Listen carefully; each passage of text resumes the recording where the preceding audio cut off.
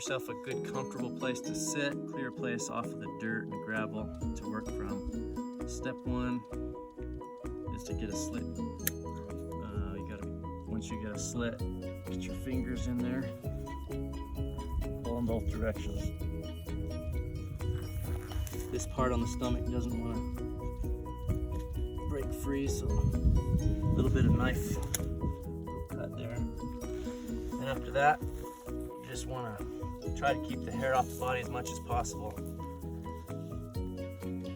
Pull it back. Okay, so once you have the hide pulled back off of their legs, like this, I like to use shears, tail, hold it up,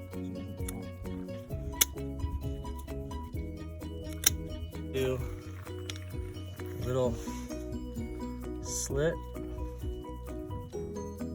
try not to get into the guts.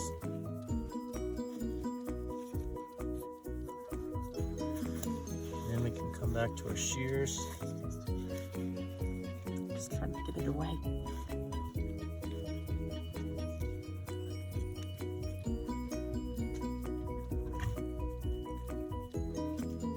And come all the way up to the neck. Just a matter of grabbing the esophagus up high, pulling that out. And just use 2 fingers. Pull and rip that out through pelvis. This will help it cool it down. You just kind of cut on both sides. Cut the back. And then last step is the head. Just get the meat down away from the spine. Use your shears, hold it up.